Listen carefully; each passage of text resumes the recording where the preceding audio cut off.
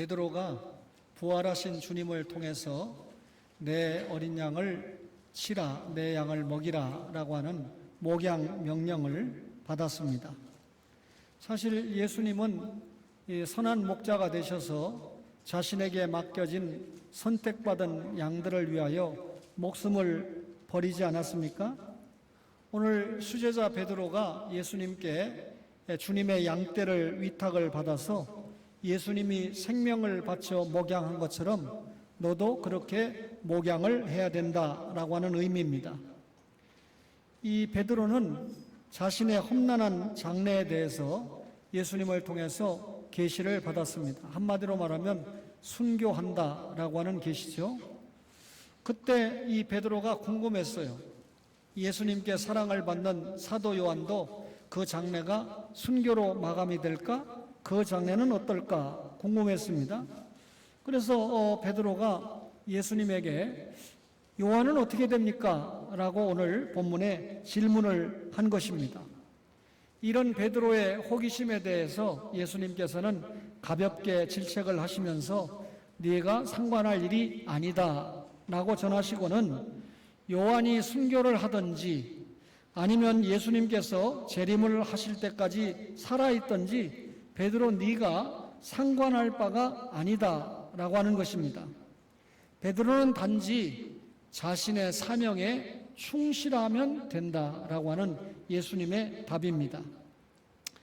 이 말씀 때문에 베드로가요, 사도 요한이 주님이 재림하실 때까지 살아있겠구나라고 그렇게 믿게 되고, 이것이 초대 교인들 사이에 사도 요한은 죽지 않고 예수님이 재림하실 때까지 살아있을 것이다 라고 하는 그릇된 소문이 유포가 되었습니다. 요한은 이런 그릇된 흐름을 차단하기 위해서 사도 요한은 요한복음을 기록하면서 당시의 정황을 본문에 자세하게 설명을 하고 있는 것입니다. 사람이 이 땅에 태어나서 한 번 낳고 살다가 죽지 않습니까? 그런데 신자로 사느냐 불신자로 사느냐 하는 것이 너무 중요하고, 신자로 살았을 때 어떤 신자로 살았느냐 하는 것이 너무 중요하잖아요. 우리 모두 다 예수 믿고 구원받고 예수 믿고 하나님의 인도를 받는 자녀들이라고 고백을 하면서 사는데, 오늘 사도 요한 예수님의 사랑하시는 그 제자입니다. 예수님의 사랑을 받았다는 말이잖아요. 우리가 주님의 사랑을 받으면서 신앙생활하는 것이 너무나 중요한데, 이 주님의 사랑을 받는 사람은 주님 나라 확장의 아름다운 일꾼으로 사용을 받는다라고 하는 것을 오늘 요한을 통해서 우리가 확인을 하게 됩니다. 오늘 예수의 사랑하시는 그 제자라는 말씀을 전할 때 사도 요한을 높이고자 하는 마음보다는 사도 요한을 사용해 주신 하나님에 대해서 여러분에게 증거하고 싶은 마음이 있고, 또 신앙생활을 이 땅의 시간과 공간을 점유하며 살아가면서 사도 요한과 같이 우리도 하나님 나라 확장에 의미 있는 그런 일꾼으로 살았으면 좋겠다 하는 마음으로 이 말씀을 전합니다. 사도 요한의 인적인 배경을 한번 보면요, 이 요한이라는 말 자체가 여호와께서 사랑하시는 자라고 하는 이름의 뜻을 가지고 있습니다. 요한은 이 유대교에서 기독교로 개종한 아버지 세베대와 어머니 살로메 사이에서 태어났고, 유명한 사도 야고보가 그의 형입니다. 그런데 아버지 세베대가 이 배를 부리는 선장인데 많은 일꾼을 거느리고 있다고 하는 것을 보아서 이 요한은 어부가 되기 전에 회당에서 아버지의 뒷받침을 통해서 충분한 교육을 받았다라고 하는 것이 학자들의 견해입니다. 처음에 이 사도 요한은 세례 요한을 따랐던 두 제자 가운데 한 사람이었습니다. 그러니까 얼마 동안 어부 생활을 하다가 주님의 부르심을 받은 사람이 이 사도 요한인데요, 이 예수님으로부터 그의 형인 야고보와 함께 얼마나 담대하고 성격이 얼마나 급한지 예수님이 너희들 형제는 우레의 아들들이다 라고 하는 별명을 받았습니다. 요한은 대단히 의욕적이었습니다. 그리고 열심도 대단한 사람입니다.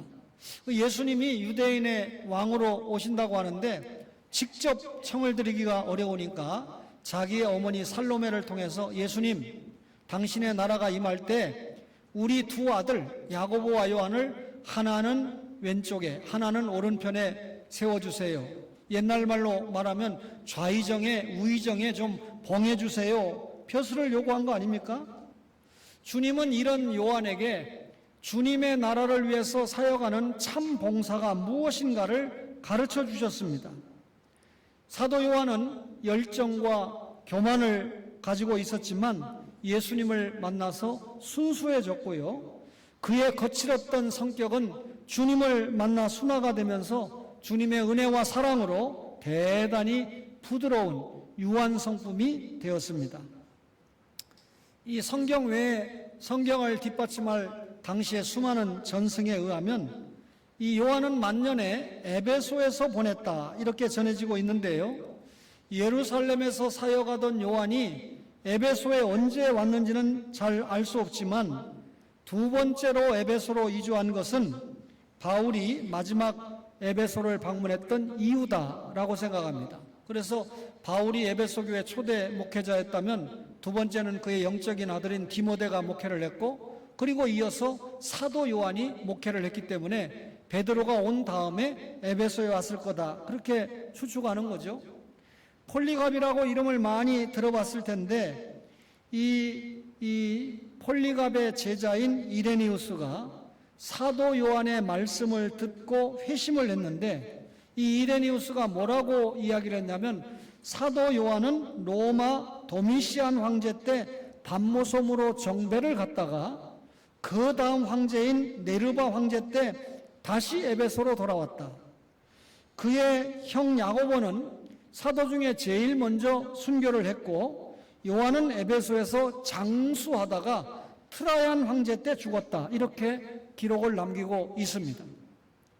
터툴리안이라고 하는 교부는요, 사도 요한이 100세를 넘긴 다음 날 하나님의 부름을 받았다라고 기록하니까 적어도 100살을 넘긴 예수님의 12제자 가운데 가장 장수했던 사람이 사도 요한이죠.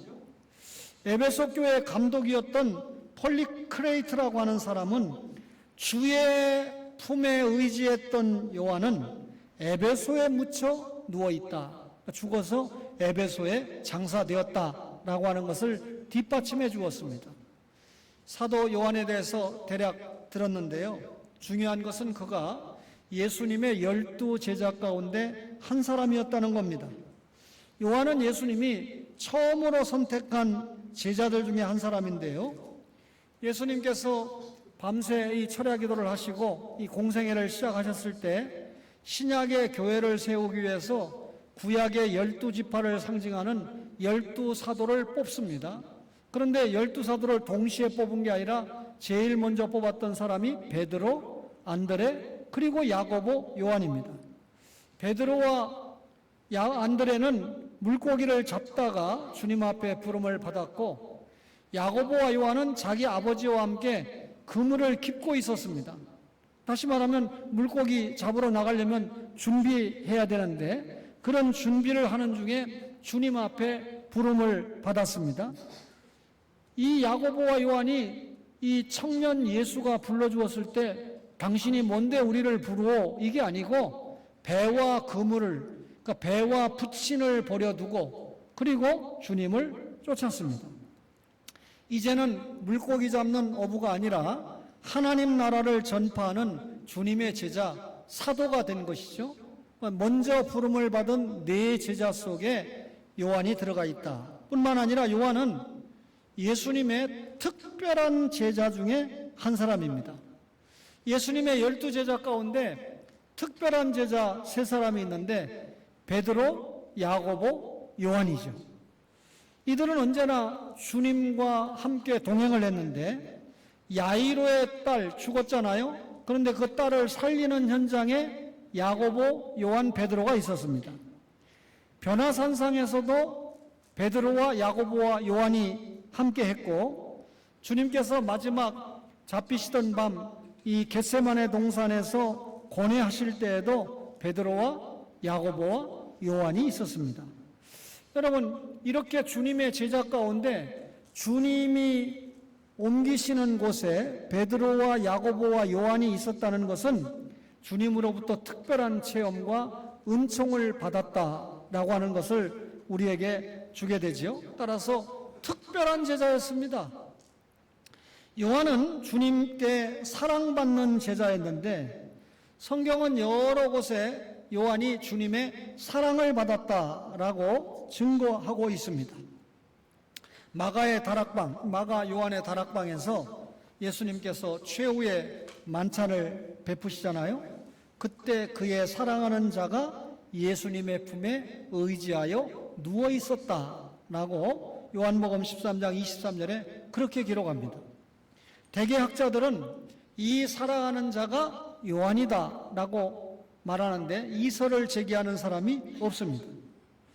이런 표현은 그러니까 예수님이 사랑하시는 자다라고 하는 것은 골고다 언덕에서도 예수님께서 부활하신 후에도 또 부활하신 후에 예수님께서 디베랴 바닷가에 나타나셨을 때도 언급을 했습니다.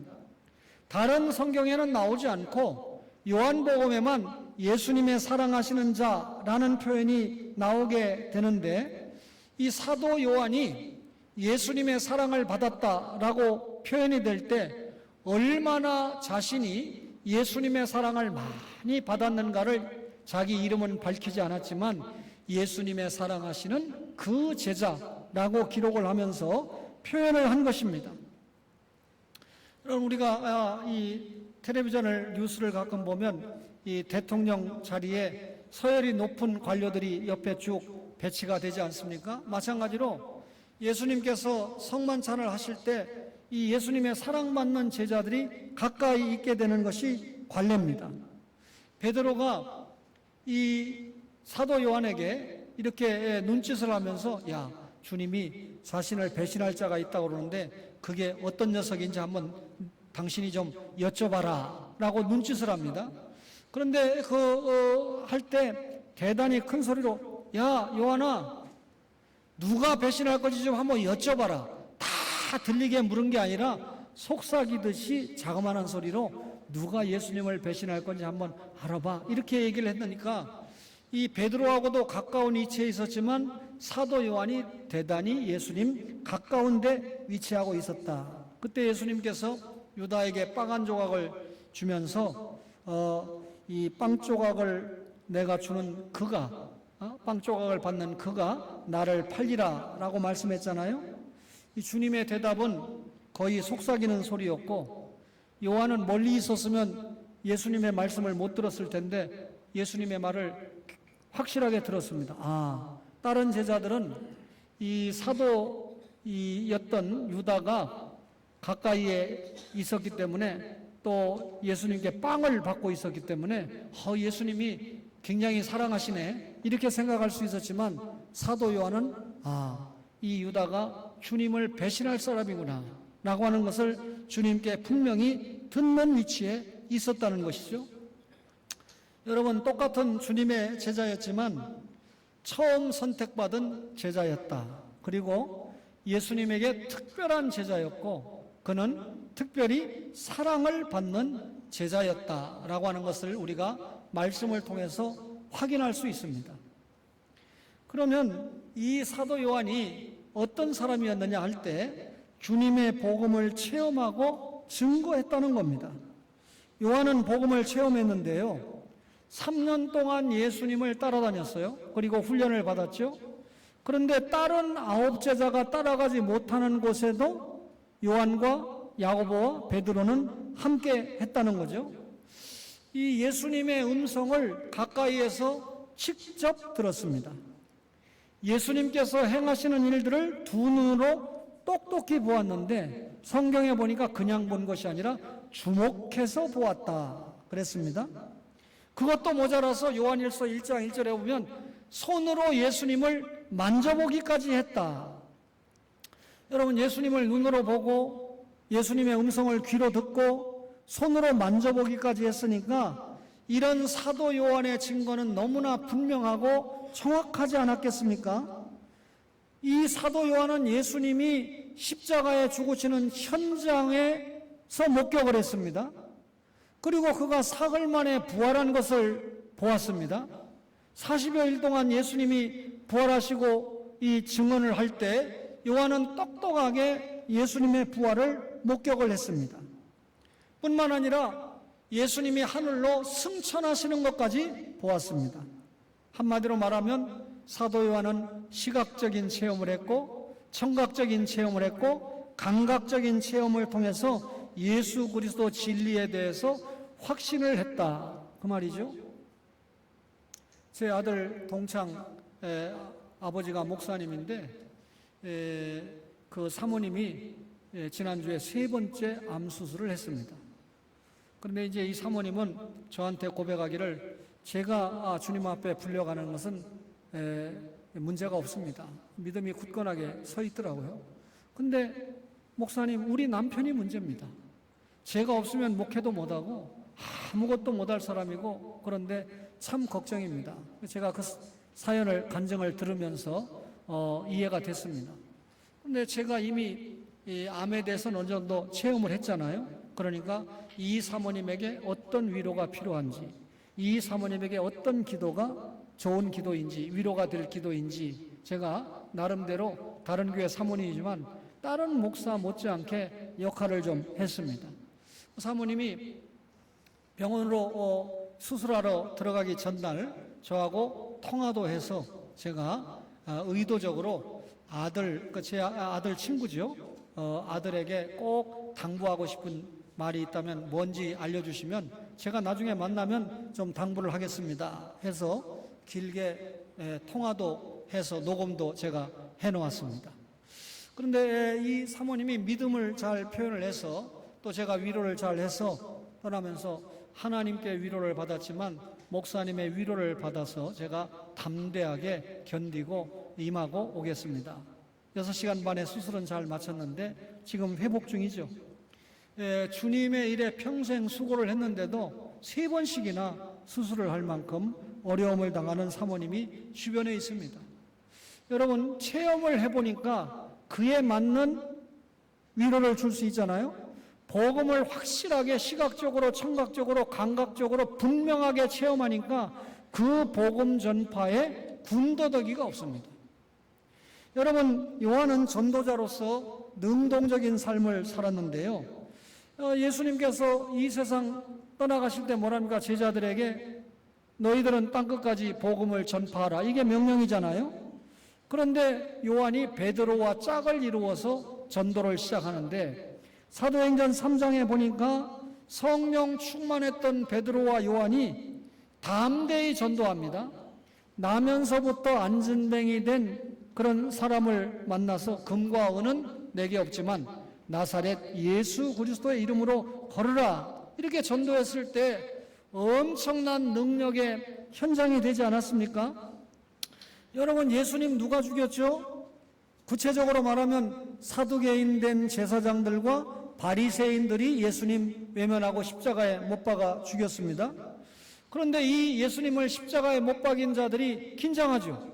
나사렛 예수 그리스도의 이름으로 걸으라 하니까 40여 년 된 안진뱅이가 벌떡 일어나니까 이거 뭐야?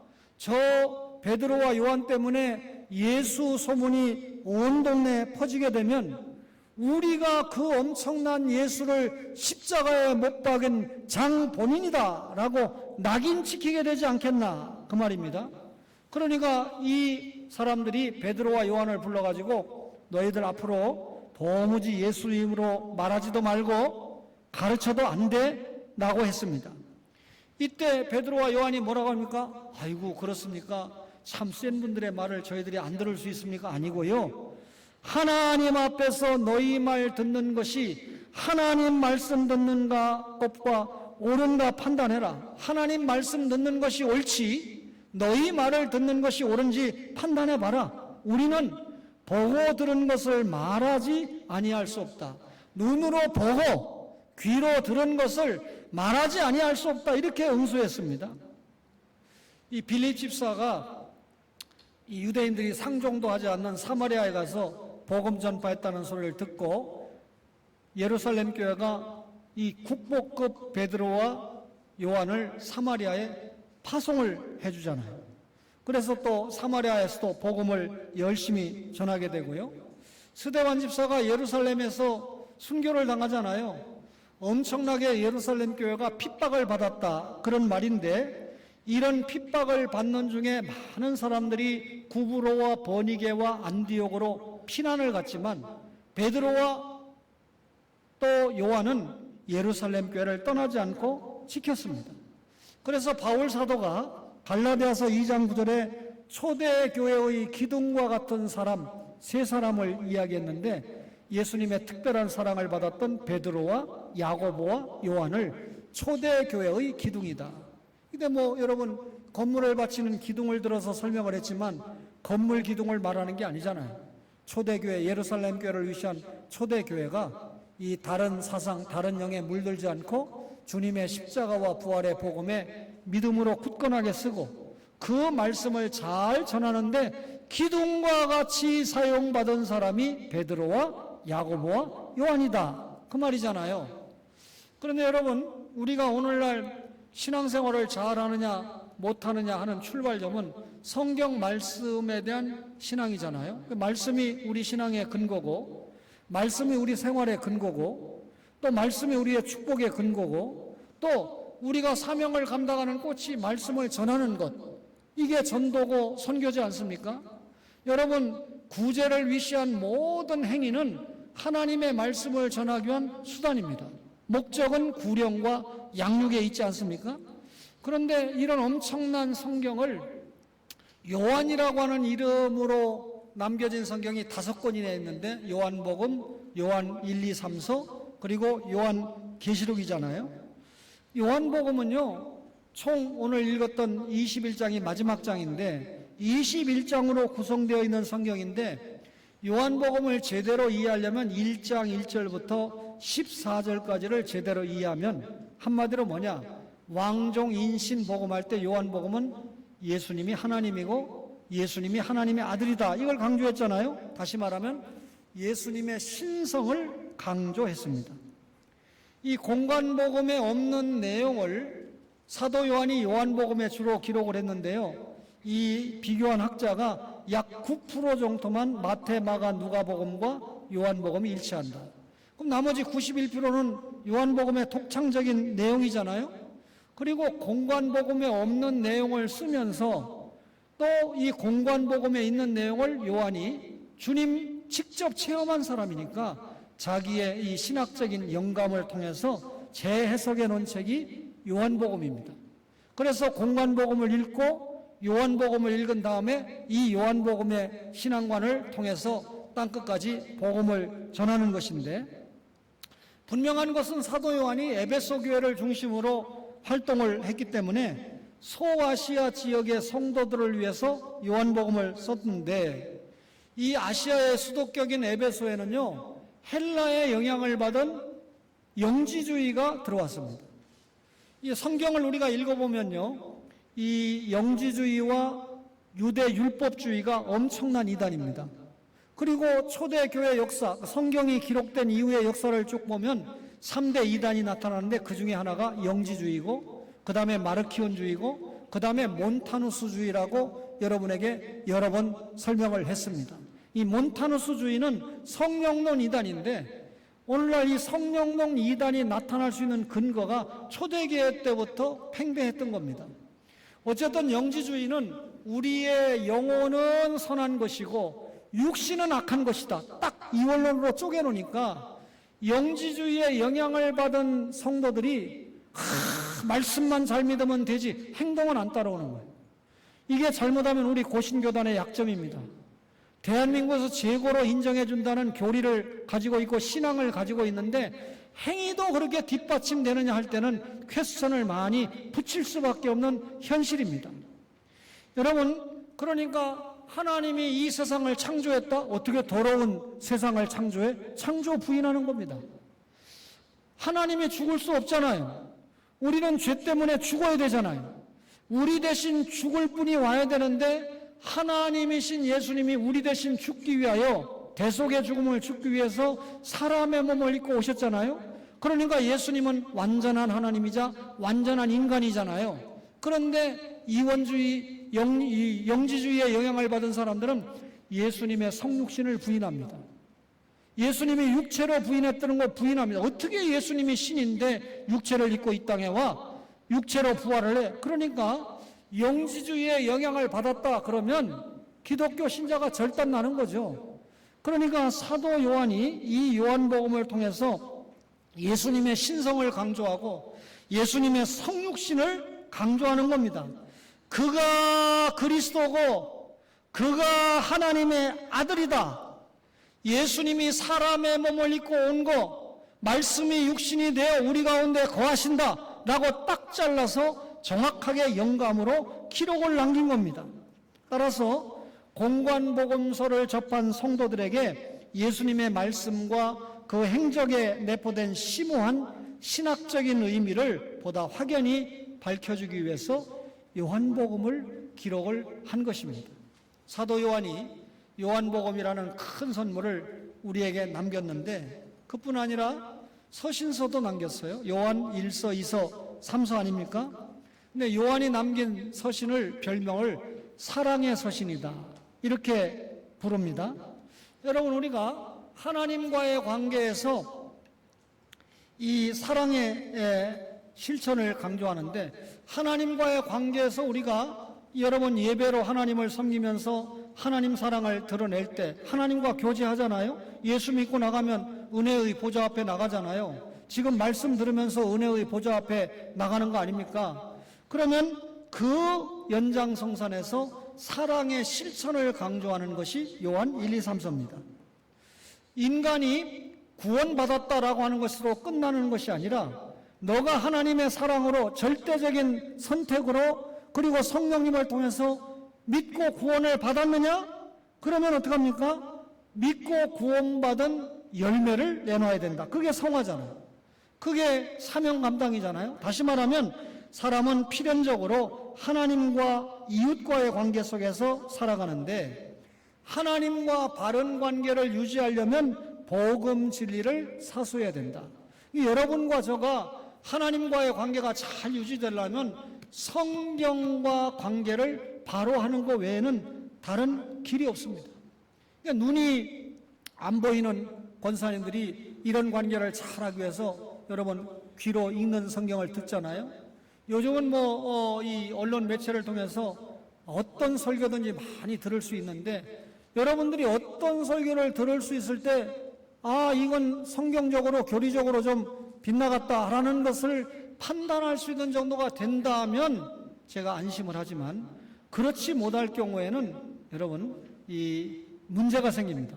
영적으로 병이 되는 겁니다. 이약저약 먹는다고 처방이 되는 게 아니잖아요. 하나님과 바른 관계가 복음으로 잘 유지가 된다면 그 다음에 반드시 믿는 형제끼리 사랑을 실천하는 의무가 있다. 이게 성경입니다. 따라서 하나님과의 바른 관계가 있느냐? 그러면 사람과의 바른 관계를 입증해라. 그게 뭡니까? 이웃사랑을 당연한 의무와 책임으로 드러내야 된다는 겁니다. 요한 3서는요, 진리를 행하는 자와 그렇지 않은 자를 대비를 시키는데 가이오나 디오드레베 같은 경우는, 이 데메드리오 같은 경우는 여러분 사랑을 실천하는 사람으로, 디오드레베 같은 사람은 사랑을 실천하지 않는 사람으로 딱 이름을 찍어가지고 공개를 합니다. 초대교회는 전도자들이 복음을 전하러 가잖아요. 근데 담임 목사가 지금 세워질 수가 없어요. 초창기에는. 그러니까 이곳에 가서 복음을 전하고 어느 정도 교회가 다져지면 또 다른 곳으로 이동을 해서 복음을 전하는데, 바울도 1차, 2차, 3차, 소위 로마까지 4차 전도 여행을 그런 식으로 하지 않습니까? 그런데 초대 예루살렘 교회가 멀리에서 유월절을 지키기 위해서 온 사람들에게 자신들의 먹을 것과 입을 것을 나누어주는 공산 생활을 하지 않았습니까? 근데 단순한 공산 생활이 아닙니다. 그 당시에 예수 믿는 사람은 엄청난 핍박 가운데 있었잖아요. 그러니까 핍박 가운데 있는 중에 자기가 가진 것을 나눌 수 있었다. 이게 기독교가 가지고 있는 엄청난 사랑의 힘인데, 뭐 저는 별로 가진 것도 없지만 이 유명한 이 공인들 보면 예를 들면 정치가라든지 혹은 또 연예인이라든지 스포츠 선수라든지 그러면 저는 잘 모르니까 제 아들을 만나면 물어봐요. 야, 이 선수가 기독교 신자라는데 얼마를 기부했느냐? 어떻게 기부했느냐? 저는 잘 못 찾는데 금방 또 찾아가지고 알려줍니다. 그러면 쭉 읽어보고 저는 뭐 그 사람들을 우리 교회에서 신앙생활하는 사람이 아니니까 잘 모르지만 그래도 자기가 벌어들인 돈을 가지고 어느 정도 이웃을 위해서 사용할 줄 아는가. 그렇게 제가 확인을 하는 습관이 생겼어요. 오해하지 마세요. 여러분, 하나님 나라를 확장하는데 얼마나 사용을 받느냐. 자, 데메드리오 같은 경우는 어떻게 됐습니까? 전도자가 올 때 선대한다고 그랬어요. 오늘 이렇게 오는데 전도자가 집도 없죠. 담임 목사가 아니니까 생활하면서 전도할 수 있도록 도와주는 겁니다. 결국은 전도자를 선대했다는 것은 하나님 나라 확장에 유용하게 사용받았다. 그게 이 데메드리오입니다. 디오드레메는 어땠습니까? 성경에 보니까 으뜸되기를 좋아하는 자다. 여러분, 교만한 자잖아요. 그러니까 전도자를 영접하지 않았어요. 전도자가 오면 지 자리가 손상받는다고 생각하는 거죠. 오히려 전도자를 영접은커녕 비방까지 했습니다. 그리고 그 전도자를 도와주는 사람을 추방까지 시켰습니다. 얼마나 악한 자입니까? 그러니까 성령께서 영감을 통해서 사도 요한에게 영감을 줘서 이렇게 악한 인생의 이름까지 성경에 공개를 합니다. 가룟 유다도 공개가 됐고 디오드레베도 공개가 된 이름이지 않습니까? 여러분, 이런 이름에 들어가지 않도록 우리가 주의해야 돼요. 요한계시록도 기록했죠. 전체 성경의 결론이 요한계시록인데요. 여러분, 요한계시록을 보면 지나간 일, 현재 있는 일 짧게 기록하고 장차 될 일, 아직까지 이루어지지 않은 일을 예언적으로 강조하면서 이 미래를 대비하면서 살아가는 성도들이 영적으로 각성해야 된다. 한마디로 말하면 재림을 준비하고 살아야 된다. 계시록의 주제는 예수님이 재림한다. 재림하면 누가 승리한다? 교회와 성도가 최후 승리한다. 이게 주제잖아요. 불신자에게 관심을 두는 책이 아닙니다. 그리고 이 요한계시록은 소아시아 7교회에 보낸 편지니까 소아시아 7교회는 오늘날의 교회를 대표하는 예표적인 교회 아닙니까? 그런데 로마가 엄청나게 교회를 핍박하니까 이런 핍박을 잘 견뎌야 된다라고 말하면서 앞으로 예수님이 재림하시는 종말이 되면 강할 만한 그런 박해와 핍박이 임하게 될 텐데 낙심치 말고 재림을 잘 준비하고 성도와 교회가 승리해야 된다. 이걸 강조한 책입니다. 제가 잘 알고 있는 책임한 목사님이 인천의 이 외양선교회, 옛날에 배들이 참 많이 들어왔잖아요. 그 선원들에게 전도하는 외양선교회를 만들었어요. 참 차관이 기가 좋았죠. 그런데 물질적으로 좀 도움이 필요하니까 한경직 목사님 같은 거장을 찾아갔습니다. 한경직 목사님이 너 우리 교파 아니잖아, 너 우리 교단 아니잖아, 이런 거 안 따지고 외양선교회를 통해서 전 세계에 들락달락하는 이 선원들, 오해하지 말아서 제가 들으니까 한 강도사가, 이 선한교회 강도사가 이 선원 노릇을 좀 했는데 하다가 금방 선한교회 집사가 그만뒀대요. 왜냐하면 예수 믿는 신자로서는 이게 할 짓이 아니더라. 그때만 해도 그만큼 타락했다는 걸 이야기한 거죠. 근데 뭐 저는 잘 모릅니다만 하여튼 간에 한경림 목사님이 전폭적으로 도와줬어요. 외양선교회가 한대 사역을 잘 감당했는데 이 책임한 목사님이 이제 한경림 목사님이 1902년에 태어나셔서 2000년에 돌아가셨으니까 만 97세에 돌아가시게 되는데 돌아가시기 직전에 찾아간 거예요. 목사님. 그러니까 자기하고 20년을 활동을 같이 했는데 전혀 못 알아보는 겁니다. 누구요? 그러면서 난 예수밖에 몰라. 계속 무슨 얘기를 하면 난 예수밖에 몰라. 이렇게 이야기를 하는 겁니다. 근데 제가 왜 이 간증을 하냐면 김장님 목사님과 저의 제자였던 이 국립외교원의 임남식 교수가 일기를 써서 공개를 했는데 자기 아버지 이눈섭 집사님 우리 잘 알아요. 1980년대 이 KBS 방송국에서 높은 자리에 있다가 은퇴를 했는데, 그때 용서하세요, 그 목사님이 11조론이라는 책을 냈는데 거기에 이분의 간증을 써서 그때 83년인가 4천만 원 11조를 했어요. 실제로 4억 원을 퇴직금을 탄 건지 뭐 잘 모르겠습니다만 거기에 분명하게 4천만 원이라고 명기가 돼 있는데, 그때 그 4천만 원은 그 교회가 교단적인 책임을 지고 있는 교회로서 굉장한 영향을 주었던 헌금이죠. 그러니까 그런 내용의 주인공이 90이 넘었습니다. 우리 아버지가 지금 치매가 왔다, 아들을 잘 못 알아보고 손자를 잘 못 알아보고 이런 얘기를 썼더라고요. 그런데 거기에 이 아들이 뭐라고 썼느냐면, 우리 아버지가 마지막까지, 뭐 한경진 목사님 얘기는 모릅니다. 이 친구는 거기 쓴 게 아니니까. 우리 아버지가 다른 건 다 잊어버려도 예수님 이름만큼은 기억하셨으면 좋겠다. 그게 기도 제목이에요. 그래, 군에 갔다 온 아들이 아빠 차 좀 빌려주세요. 그러니까 이 임 교수가 너 기름을 넣어라. 당연히 자기가 편리를 봐서 썼으면 아버지가 용돈을 주고 교통비를 주는데 아빠 차를 별도로 썼으니까 당연히 물어야지. 그러니까 알았어요. 나중에 갔다 왔는데 기름 얼마 넣었느냐, 그러니까 2만 원 넣습니다. 그러면서 제가 탄 거보다 더 넣었을 거예요, 그러더래요.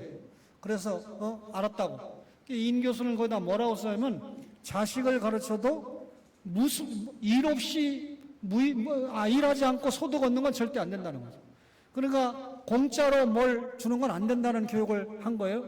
근데 어디 갔다 왔는데, 그러니까 할아버지 모시고 병원 갔다 왔어요. 그래서 자기가 죽을 아파했다. 우리 아들이 할아버지, 자기 아버지를 모시고 병원에 갔다 오는 줄 알았으면 기름 넣으라 소리 절대 안 했을 텐데. 그거 자기 자랑 같지만 제가 엄청난 믿음의 집안으로 신앙이 이어지고 있다, 제가 그렇게 생각했습니다. 사랑하는 초원의 가족 여러분, 우리 가족들 가운데는 그런 가족이 없을까요? 신앙의 계승이 이루어져야 됩니다. 여러분, 이 개혁주의 교회는 하나님이 살아남게 합니다. 저는 확신합니다. 왜? 이 진리를 믿기 때문이죠. 그러나 하나님의 말씀에 근거하지 않은 날라리 깍꿍신앙은 반드시 허물어지게 되어 있습니다. 그게 유럽교회에서 미국교회에서 보여줬는데, 유럽교회와 미국교회도 개혁주의를 사수한 교회는 아직까지 무너지지 않았습니다. 저는 지난번에 스코틀랜드와 잉글랜드를 순회하면서 눈으로 확실히 보았고, 뭐 자주 간 건 아니지만 미국에 가서도 확실하게 확인을 한 바입니다. 우리 초원교회가 하나님이 사랑하시는 교회로 남는 그런 교회 운동을 끝까지 감당하시기를 주님의 이름으로 간절히 바랍니다.